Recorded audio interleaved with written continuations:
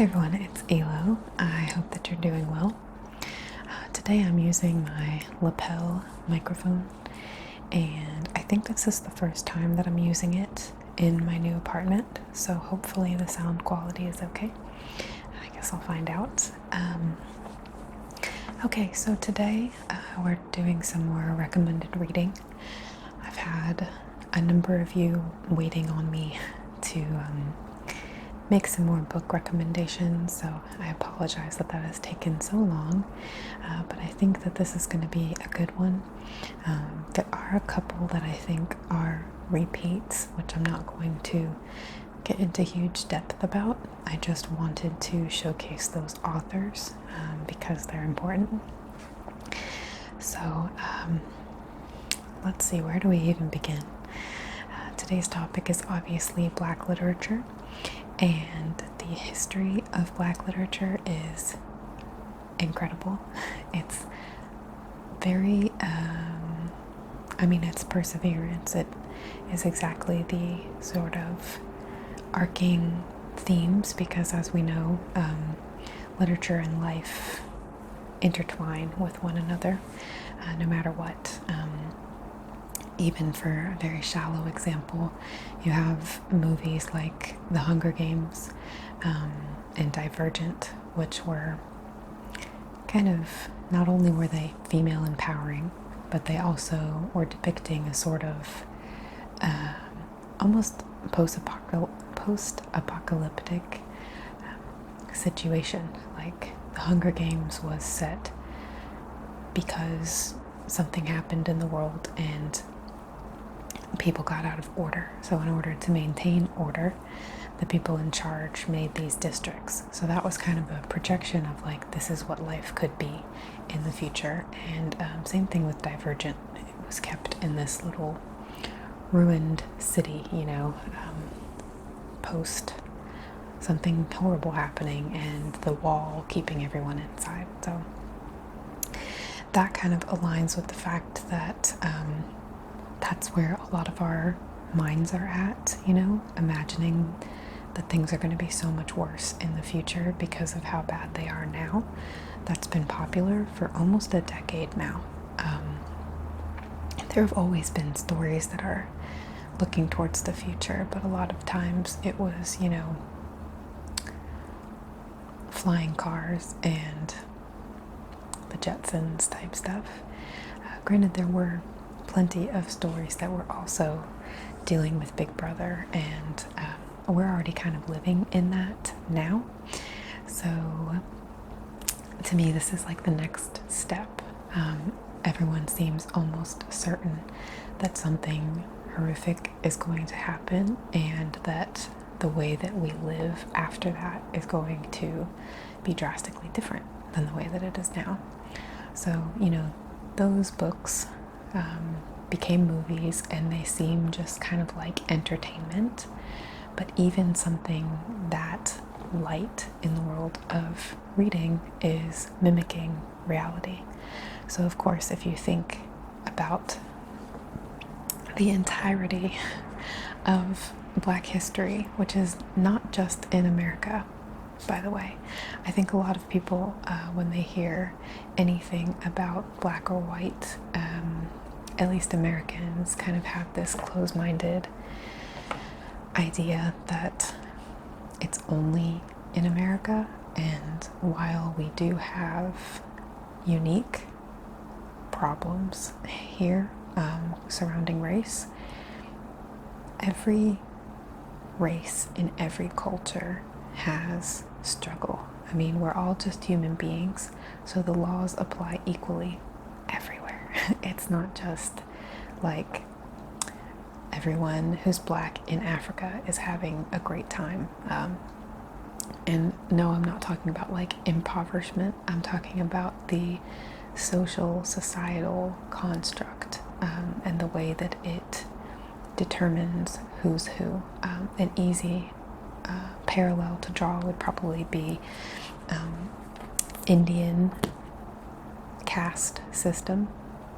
We all kind of learned about that in social studies, and this idea that you could be born into a certain caste, and that would make you lesser or greater than your fellow human beings.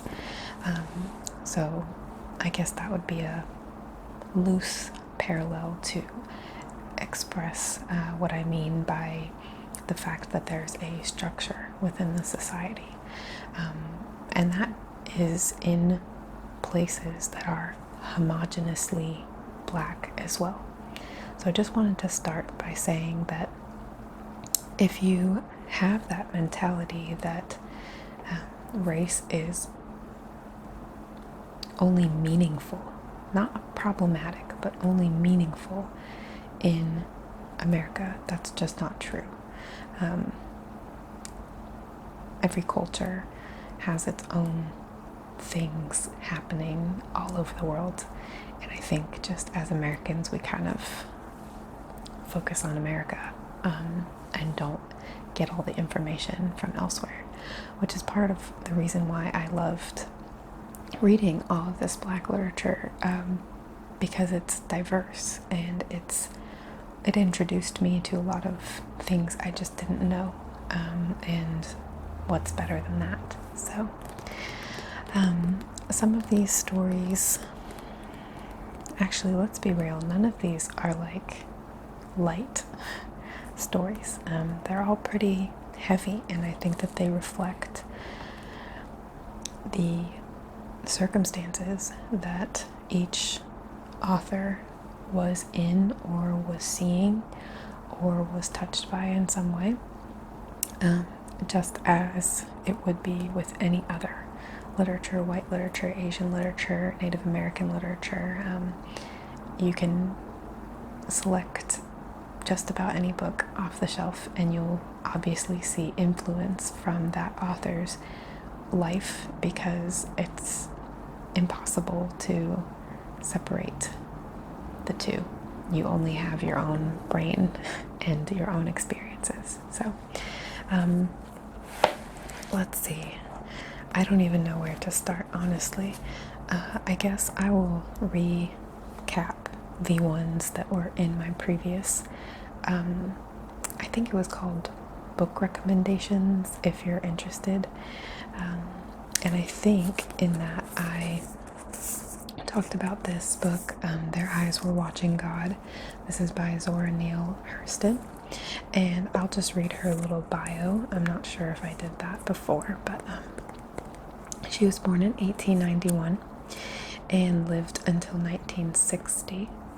She was a novelist, a folklorist, and an anthropologist, and her fictional and factual accounts of Black heritage remain unparalleled. Her many books include Dust Tracks on a Road, Jonah's Gourd Vine, Mules and Men, Seraph on the Swanee, Moses, Man of the Mountain, and Every Tongue Got to Confess. I think even just the titles of her most prominent works, or some of her notable works, are captivating. Like, Their Eyes Were Watching God. That's such an interesting title. I want to know what is happening in this book. I want to understand why that's the title of this book. I think the fact that she has such thought-provoking just titles ought to tell you the caliber of her writing within the actual books themselves. And this book was a part of a class that I took in college. This was one of the texts that we studied and wrote essays about, and it's just it's a very interesting story. It has a lot of dialect. It's written with dialect within it, and themes, of poverty, themes of marriage and relationship, just a lot of struggle. But I think it's also very beautifully written, and the ending of almost all of these books kind of just makes you not be able to stop thinking about them for days to come. You have to continue to process what happened, because it's very rare, in my opinion, that one of these books ends in the way that you anticipate. And maybe that is because I'm white and I don't have the same frame of mind. However, I like to think that at least a part of it is the just impeccable writing and the fact that these authors are trying to convey a larger picture at all times. So something that might seem kind of small ends up having a lot of context, a lot of meaning.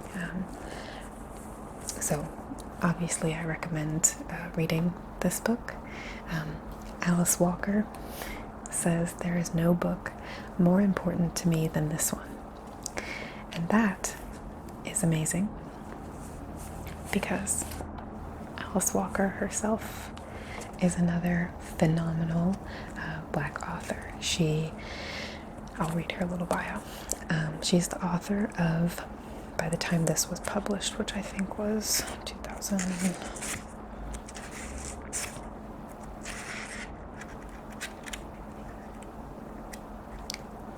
Come on. Oh my goodness. Cool.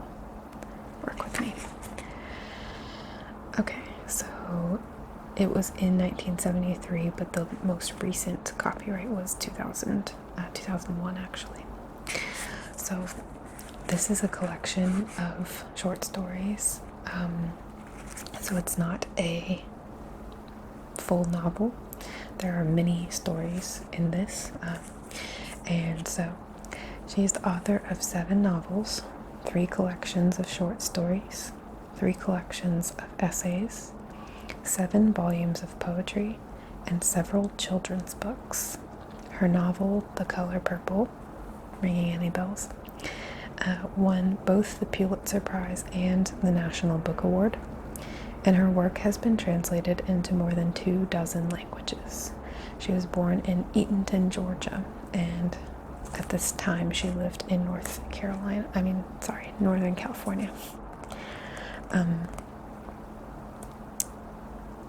So, as an amazing Black author herself, who's obviously very accomplished,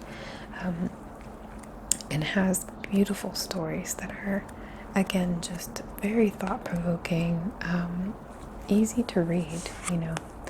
The text is very clear, and the paragraph spacing is intuitive to reading, and I think that's another part of the brilliance of a lot of Black literature that is kind of different than a lot of the white literature that I've studied, particularly.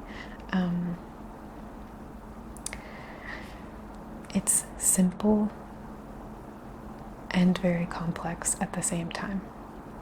The way that these things are written is easy to understand, but if you're not paying attention, you're going to miss all of the meaning and the context. So you could fly through most of these books and finish them and be like, okay, I don't see what the big deal about that was. But if you're really paying attention, a lot of things just sort of come out that you weren't expecting, because it is so palatable in terms of how it was actually written. I definitely recommend this collection of short stories. And just to be clear, I compare that in my mind to someone like William Faulkner, who was one of the great writers on the white side of things around the end of World War II, sort of lost generation era. I absolutely hate his work, because it's so wordy and pretentious, and I think that's kind of part of the appeal for a lot of people, is the fact that it's complicated, but I don't think that it adds anything for me. It might add something for other people, and having one sentence that lasts 5 pages, literally, might be appealing to some people for some reason, or might convey feeling or mood or a state of being, I guess. But for me, it's just obnoxious. And this was the same professor, actually, who assigned Their Eyes Were Watching God and Sula and the short story I'm going to talk about, and a lot of the Black literature, actually, that I consumed, especially in my later college years, was assigned by the same professor who also assigned me William Faulkner to read, and she actually really loved Faulkner. So these things all have their place in literature, and that's another point that I'm going to touch on. So this is called In Love and Trouble, Stories of Black Women, and I can't obviously summarize it because it's a collection of short stories. I'll read you the titles if there's a title page here. So there's Rose Lily, in quotes, really doesn't crime pay. Her Sweet Jerome, which was one of the ones we read for class that I remember very well. The Child Who Favored Daughter. Everyday Use, another great one that we read. The Revenge of Hannah Kemhoff. The Welcome Table. Strong Horse Tea. Entertaining God. The Diary of an African Nun. The Flowers. We Drank the Wine in France, and To Hell with Dying. So a little more blunt and to the point, I think, than Zora Neale Hurston's titles, but still intriguing in my opinion. And Sula was the other one that I wanted to, well, I have one more that I had talked about, I think, previously. This is Toni Morrison. She's like she's the GOAT to me. I love her. Her work is amazing. I did a whole presentation and paper on her. She has a very interesting and difficult upbringing and background. She actually passed away not long ago, and that sucked, but I think, no, I didn't actually. I thought that I had made a little short thing to read about her, but this book is just, I felt very unsettled at the end of this book and during scenes of this book, and I think that is a great thing when literature of any kind can make you feel something that strong, whether you're sobbing, crying, or you're laughing out loud, or you are unsettled. That is like awesome. I would rather be unsettled and think about it and understand it than not experience it. Some of the things in this book were hard for me before I studied all of it to understand, because they're not culturally similar to me, and this story is also kind of fantastical. It's fiction, of course, but it also has a hint of African folklore in a sense. You know, it's got this almost magical quality to some of it. But the things that happen in terms of events are very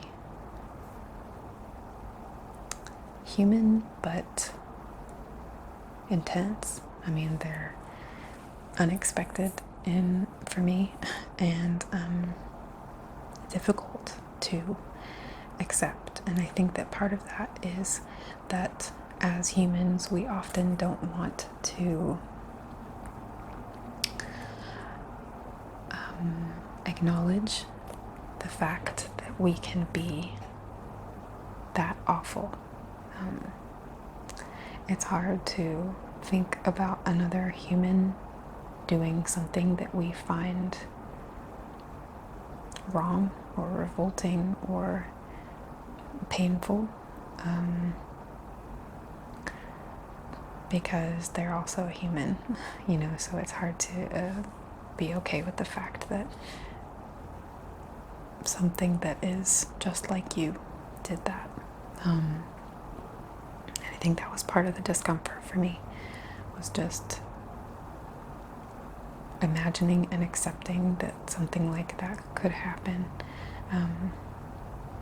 And if you want to, not if you want to, that's a weird thing to say for this next statement, but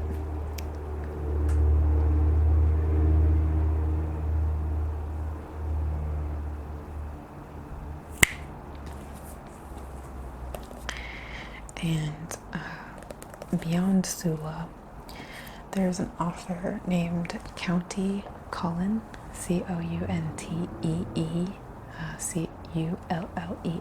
County Cullen. That was the only work that I read in my entire college career that was so revolting to me that I couldn't finish it. I was sick to my stomach. I was crying. I felt terrible. And while I commend County Cullen for being that raw and for showing the side of something that nobody wants to see, I literally couldn't get through it. It was just too sick for me.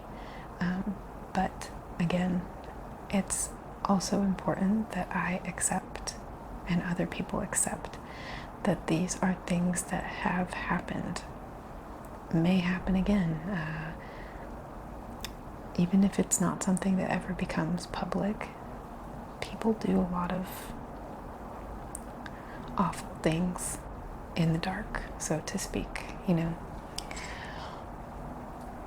We hear all these stories about, like, if you remember back a few years, there were those 3 girls who escaped that man's basement torture chamber thing, and they lived there for so many years, and they had problems as a result of that, not just psychological and emotional, but developmentally.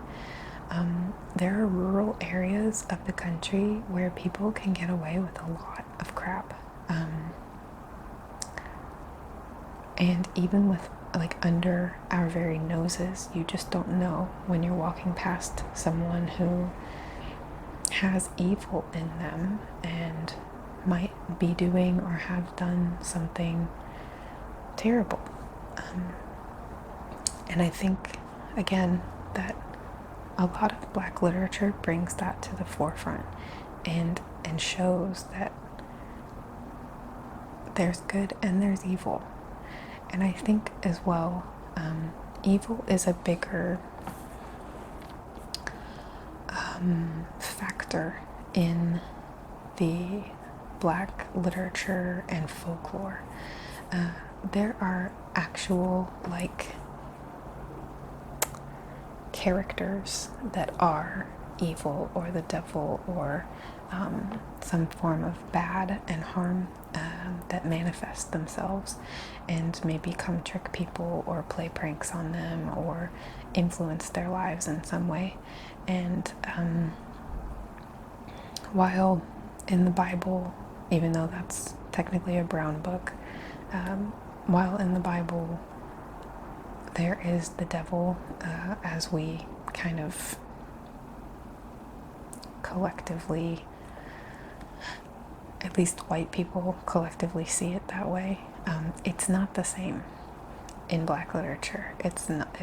There's different beliefs, and that's led to, you know, things developing like voodoo and such that doesn't exist in the white community, or that Asians have their own thing as well. They have the Yuri, the ghosts, and like I'm sure Native Americans, they have a lot of spiritual stuff, but I actually don't know if they have bad spiritual stuff or if they are just kind of in touch. It seems like every culture, every race has good and evil. I think that as human beings, we understand, no matter who we are, that there's this balance in the world between right and wrong, good and evil. Everything has an opposite, and it's an equal opposite most of the time. You know, you can think about your happiest moment and your saddest moment, and whatever your emotional range is, it's likely equal on both sides at some point in your life. So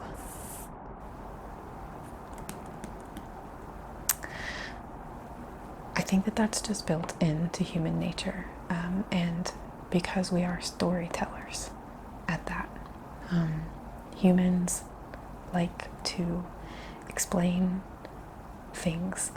And if you take any book of the beginning of time, not just the Bible, any of the religious or non-religious texts explaining the creation of the earth, we do that in story, you know, and there were verbal stories passed down generation to generation in every community to explain why are we here and what is all of this. But they differ from one group, I guess, to the next. So it's really interesting, whether you're Black and you've never read this kind of literature, or you've never looked into mainly the folklore side of it, or if you're any other race and don't know these things. I think reading these books is a cool way to get into that. Speaking of which, I'm currently reading this book called Wild Seed. It's by Octavia Butler. I got this from the free little library down the street from my house. It's a little hut on a post where people put in books, and you can take a book, leave a book, return the book that you took.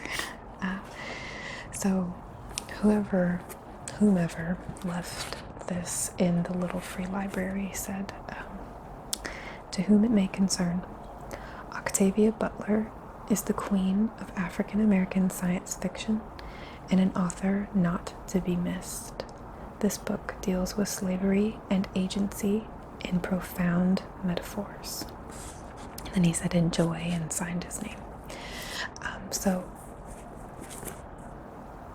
I wanted to know, what is this about? You know, this is a more contemporary author. I've never read anything by her before. I'm so invested in this book. It started off like all books do for me. It's difficult for me the first 5 pages to get into the story, but once you get into it, it's so easy to not want to put it down. So it's super cool. There's a lot of magic in this book. It is our reality, but it's not. And it's set back in time when slavery was almost kind of beginning in a way.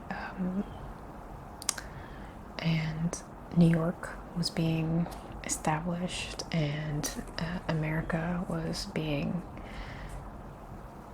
overrun, let's say, by British colonials, and African leaders were selling African people to white and black people to work for them, or obviously be slaves. We all know what that entails. So this says Octavia E. Butler is the author of 11 novels, including Parable of the Talents, winner of the Nebula Award for Best Novel, recipient of a MacArthur Foundation Genius Grant and numerous literary awards. She has been acclaimed for her lean prose, strong protagonists, and social observations in stories that range from the distant past to the far future. The main sort of character of this story is named Ayanwu, and she is a shape-shifting, multi-hundred-year-old woman who, by chance, this is a stranger comes to town formatted novel, and the stranger is a man named Doro, who is not a shapeshifter, but he is similar to her in the fact that she has these magical abilities. He can transfer his soul into other people's bodies. So like he can essentially kill someone by inhabiting them, becoming them, which is crazy. And he has other powers as well. But they're both African American and obviously in Africa at the time, because they take a very, very long boat ride to get to America at one point. And Doro himself is a slave driver, and he breeds human beings. So whereas Ayanwu was kind of just living her life and being a wholesome woman, raising kids, having husbands, making pots, and just seeing the world turn, Doro took his years and became something powerful but terrifying. And since he does have this, magic within him, he looked for others who had potential or even just a little bit of magic within them, and he essentially gathers them through fear, through intimidation, but also through charming them, almost like a devil character, and he brings them to these compounds that he runs, and forces them to mate. Not that he actually physically forces them, but he doesn't give them a chance. It's like, you do this or you're gonna die. So he's essentially trying to breed a stronger generation or something. Like, he wants to make his own almost army of these magic type people, and they have different abilities, and he has them commit incest from time to time. He will do anything that advances his goals. He doesn't take anything to be sacred. So none of that actually spoils the story whatsoever. Wild Seed, she is what would be called a wild seed, Ayanwu, because she has magic, but she's not part of his domain, and so the seed is kind of referring to procreation. So super good book so far. Highly recommend it, especially if you like kind of science fiction almost. It's really good. So This was another one that was in my previous book video. This is Jesmyn Ward, Salvage the Bones. It's a post-hurricane, well, not post, it's a Hurricane Katrina book. It's going through it as a poor Black family living in that area. It's incredibly creative. I love the names of the characters, and like she adds a lot of character to the story without trying too hard. She's very good at choosing her words to paint a scene without having to say, like, you know, the shed was to the left of the barn and it was white and it had a tin roof. You know, she incorporates details that lend a lot of information without saying too much. And I think that, again, that's a really cool part. And I never really finished my thought earlier, so well, that just came back to me. The reason why I was talking about, you know, good and evil and all of that was to say that I believe, after reading a lot of Black literature, that one of the distinctive defining characteristics across the genre is that these authors are willing to showcase, not in a good way, that makes it sound good, they're willing to analyze and put forth the negative, the evil, the possibility of evil. It's not fluffy, frilly, you know, surface level stories most of the time. I'm sure that there are. I haven't read every book by every Black author, but obviously a lot of these books I found out about through school. So it was with a critical eye that we were going to be reading these, and so they have to be like critical texts.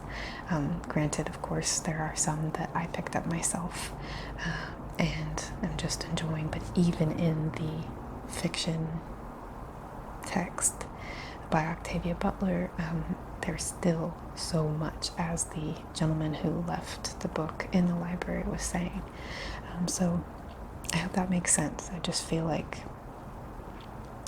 Black authors have a very powerful way of conveying the bad and to its fullest, and without fear, without hesitation, without sugarcoating, but at the same time without being so blunt and obvious that you're just like, oh yeah, I get that. It makes you think, and I think that's cool. And I know that some people out there are gonna be racist and obnoxious to this video, and just in case you even have a little twinge of this idea in your head, I just want to be very clear that I am today recommending and celebrating Black literature. So if I'm saying all these great things about these authors, these books, if I'm noting, you know, things that to me are notable about the genre, that is not taking away from anyone else's genre. I'm not saying that Asian authors don't write as well, or that Native American authors aren't as, you know, prolific yet reserved. I'm just making distinctions about this. It's not in comparison to anything, it just is what it is. So, just in case you're starting to have racist twinges in your head, there's that. Okay.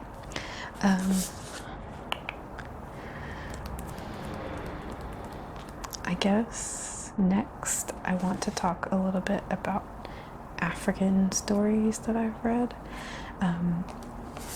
This one you may have read. It's called A Long Way Gone, and it's by Ishmael Beah, who I actually had the pleasure of meeting and listening to him speak in college. And he's a boy soldier, and this is his story. He escaped.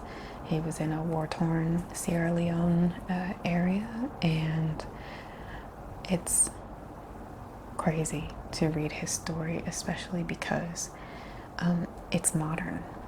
This isn't... He looked like this when I met him, you know? He's not an old man. This is something that is happening and did happen now, you know? It's not removed from our reality, and I think that's important to take in. His little blurb says, Ishmael Beah was born in Sierra Leone in 1980, so seems like a lot, but not. He moved to the United States in 1998 and finished his last 2 years of high school at the United Nations International School in New York. He graduated from Oberlin College in 2004. He is a member of the Human Rights Watch Children's Rights Division Advisory Committee, that's a mouthful, and has spoken before the United Nations, the Council on Foreign Relations, the Center for Emerging Threats and Opportunities, at the Marine Corps Warfighting Laboratory, and many other NGO panels on children affected by war. He is also the head of the Ishmael Beah Foundation, which is dedicated to helping former child soldiers reintegrate into society and improve their lives. His work has appeared in Vespertine Press and Lit Magazine, and he lives in Brooklyn. So, if you're interested in history, modern history, and what it would be like to be a child, there are still plenty of countries right now, if you're not following the news, that where this sort of thing is still happening, and children are being affected. Children are having to shoot people and fight for their lives, and it's awful. So that should make us appreciate more what we have here. Okay. Along with that, okay, so there's a short story in this book. It's the best American short stories of 2012. If you've never heard of this before, they obviously make one every year. There's a best American short stories, whatever the year is, every year. And if you like reading short stories and you don't want to buy just one author's collection, if you just like reading and you want to find new authors to read, if you want to be exposed to the most popular and acclaimed authors of today, these books are what you need. The Best American Short Stories is the best American short stories of the year. It covers all types. It's not just canon white, it's canon reality. There's all different kinds of authors in here, and the stories are just one after another amazing, hard-hitting, thought-provoking. Like, these are awesome, and it's even worth it to go back and buy older versions if you read the 2021 and want more. So it's a great way to get exposure to a lot. And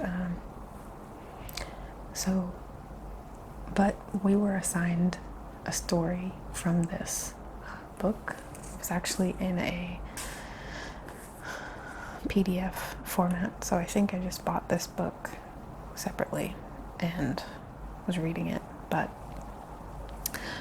it's by a woman named Ta-Nehisi, and it is called The Sex Lives of African Girls. And again, I just loved that story so much because of the visuals, because of the content, because of the delivery. It was just beautiful to me, even though it's heartbreaking at the same time. And I ended up writing a really long paper on it, and really getting into like an analysis of it. The authors whose work I correlated with was Rose M. Amenga Etigo. She had categorization of women and human rights issues, and Augustine H. Assa, who had towards the retrieval of the lost voice, contestation and reclamation of discourse in half a century of African women's Europhone fiction. So those were my outside sources, well, two of my major outside sources for my paper that I wrote. And I did want to read you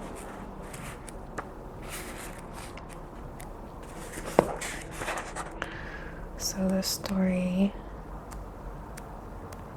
starts on page 236 and ends on page 267, so it's significantly long, but still a short story, and it's from a different collection. The first line is, "Begin inevitably with Uncle. There you are, 11, alone in the study, in the dark, in a cool pool of moonlight at the window. The party is in full swing on the back lawn outside." And the last sentence is, well, two sentences. "You wish there was something you could say to comfort her, but what? In the peculiar hierarchy of African households, the only rung lower than motherless child is childless mother." Obviously, a lot happens in these pages, and you can probably find that short story online, honestly. I recommend reading it, of course, and Ta-Nehisi actually has a lot of great work to read in general, so if you're interested. The last books that I wanted to talk about, this one is by Ta-Nehisi Coates, who you may have heard of by this point. He kind of rose to popularity a few years ago and became almost pretty mainstream. I remember seeing him in interviews and articles coming up the last, 8 years maybe. And Toni Morrison said this about him: "I've been wondering who might fill the intellectual void that plagued me after James Baldwin died. Clearly, it is Ta-Nehisi Coates. The language of Between the World and Me, like Coates's journey, is visceral, eloquent, and beautifully redemptive. And its examination of the hazards and hopes of black male life is as profound as it is revelatory. This is required reading." Toni Morrison said that. So obviously he's a big deal. I read this in school, part of it, and I really enjoyed what I did read. I enjoyed in terms of analysis. It's not happy material per se, but my professor actually gifted me this as a graduation gift because she knew that I really took an interest in the piece that we had read. So she got me the whole book. It's an excellent read. This is more like reality. If you want to understand more about what's happening in America in terms of what it means to be a black male right now, and for a while now. This is like a first-hand account, and it's heartbreaking in many places, and it's triumphant in places, and it's it makes you think a lot. So if you want to understand more, this is book number 1 that I would suggest to you. Book number 2 is this one by Kiese Laymon. It's called How to Slowly Kill Yourself and Others in America. Kiese Laymon is one of the most unique, stirring, and powerful new voices in American writing. How to Slowly Kill Yourself and Others in America is a collection of Laymon's essays, touching on subjects ranging from family, race, violence, and celebrity, to music, writing, and coming of age in Mississippi. Laymon's writing is unflinchingly honest, while also being smart, lacerating, and unexpectedly funny. In How to Slowly Kill Yourself and Others in America, Laymon deals in depth with his own personal story, which is filled with trials and reflections on those trials that illuminate underappreciated aspects of contemporary American life. As he himself puts it, my job is to ask questions, to broaden the scope of American literature by broadening the scope of who is written to and imaginatively writes back. Laymon's voice is something new and unexpected in contemporary American writing, mixing a colloquial voice with acerbic wit,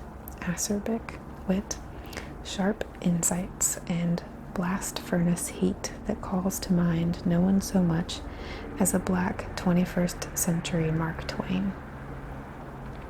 Much like Twain's, Laymon's writing is steeped in volatile issues, both private and public. From his biting critiques of race, politics, to revelations of his own internal struggles with American blackness, Laymon taps into an ongoing conversation that is played out consciously and subconsciously across all of our artistic, cultural, political, and economic realities. This collection introduces Laymon as a writer who chops up much discussed and often misunderstood topics with scathing humor, unexpected, fresh takes on the ongoing absurdities, frivolities, and calamities of American life. So he was born and raised in Jackson, Mississippi, and he's done some writing, some sports writing as well, like for ESPN. So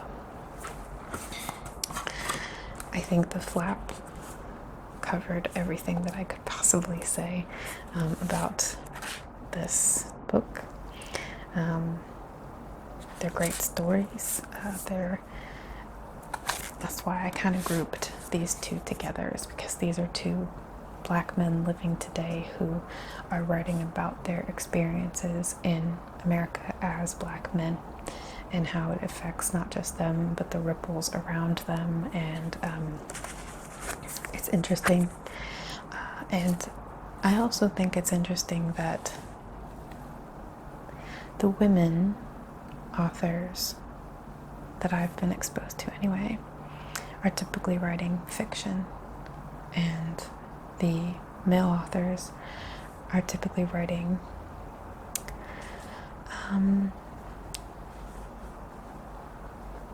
creative nonfiction, I would say. So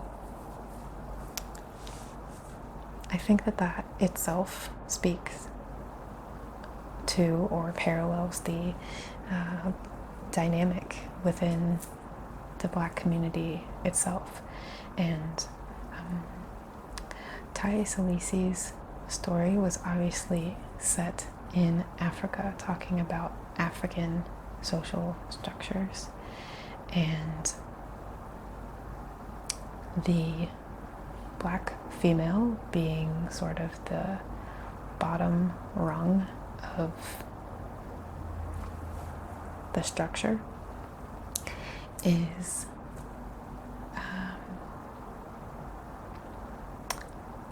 like everywhere in all of the Black communities. That's pretty much been historically the way that things have gone, and I think that's part of why it's so important what's happening right now and the Black women who are speaking. My essay was Women Have No Mouth, and then it had a little subtitle, and it was essentially only talking about that. So I just think it's kind of interesting that the Black female authors write enshrouded in fiction. They're not even speaking their own truth in the same way, I should say, that the men are. And I think that's also beautiful, though. Like, it has its bad connotation, but it's also so cool. The fact that they're able to do that, the fact that they create such beautiful and ripping stories without having to say what happened to them that day. That's cool. It gives me chills. So the last thing that I wanted to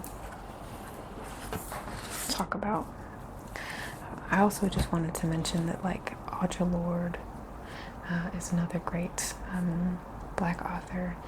Langston Hughes is mainly a poet, but iconic. He was writing stuff at like 15 that I will never write that good, that well. So just good foundation, things that will always be worth reading. So I wanted to end with the past and the present in a way. This is Belloc's Ophelia. Natasha Trethewey was the poet laureate for 2 years in America. And for those of you who don't know, the poet laureate is the, like, sitting head honcho poet of the entire country. And if something needs written that's important, they're the ones who have to do it. So it's an amazing opportunity, of course, but it's also very stressful and a lot of work. And she's won Pulitzer Prizes as well in poetry, and all of what I'm going to talk about right now is poetry. Natasha Trethewey is biracial. Her mom is white and her dad is Black, and the fact that she became the poet laureate is, we've come a long way. It's not great yet, but we've come a long way. And these are, I read all of these poems, all of them. There's notations in every single one. And these are kind of in a letter format. It's called Storyville Diary. And they're all just kind of one after another. And then there's a vignette at the end. Short, easy to read, loaded with context again.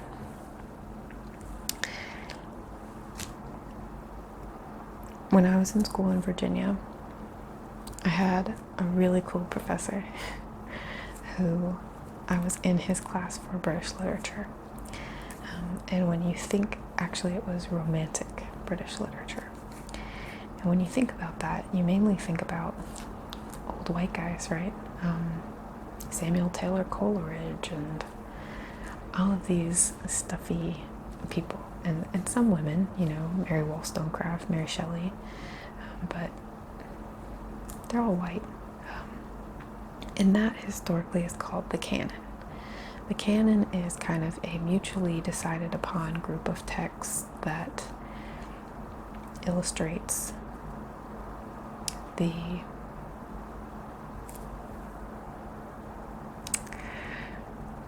breadth of what's happening. Like, it's kind of almost like a timeline of like what's going on and what's the best writing right now. And the canon doesn't include, typically, other races, though. So how is that really expressing the breadth of what's going on if so many of the people are not even included? And what I liked about this professor, he was just funny, but he had this big project that we had to do, and it was called the Canon Ball. And we got to choose a piece that wasn't canon and add it to the canon. We had to argue for or against the traditional canon, and you could have any interpretation you wanted. You know, you could say, yes, I think the canon should remain, but I also think that we should have, you know, something equivalent. We should still read and teach and listen to the other voices that aren't included in the canon. And this was our textbook for that class. I've read about half of this at least, which is, in my opinion, impressive. This is British literature, 1780 to 1830, and they're not freaking kidding. It's a lot of the literature from that period. And we actually got to read so much of it. Oh, so much. But there are pieces in here, towards the front actually, that are penned by Black authors, and there are even some which are penned by white authors, but they are condemning slavery and condemning the whole system, which sounds like, okay, good for you, you know, why do you get to talk about that? But at the time, that was a huge thing to do. And Natasha Trethewey's parents had to break the law to get married. That was happening pretty recently, okay? In this book, we have white people who are sticking up for, or, you know, just condemning the awfulness of what was going on. And that was you could get in a lot of trouble for that, you know. It was a brave thing to do, even if it might not seem like it now, which in some places it still is, actually. I had plenty of hatred coming at me for my Black Women Appreciation post, so whatever. So Ottobah Cugoano is one of the authors whose pieces we read. This one is from Thoughts and Sentiments on the Evil and Wicked Traffic of the Slavery and Commerce of the Human Species. This was written in 1787, so it's, my point, I guess, in saying this is that it's important to go all the way back and not leave out anyone. This was all contributing to where things ended up now, all over the world. So these stories are absolutely just as important. These poems that are in here are absolutely just as important as what was canonized. It's just that at the time, the people who were sort of deciding on the canon or deciding what was popular were racist. So, yeah. I'm looking for a particular page here.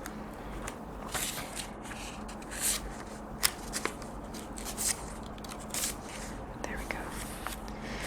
So, you know, I've also heard some people kind of saying that slavery wasn't as bad as we think, and some people kind of deny the reality of it, which is crazy.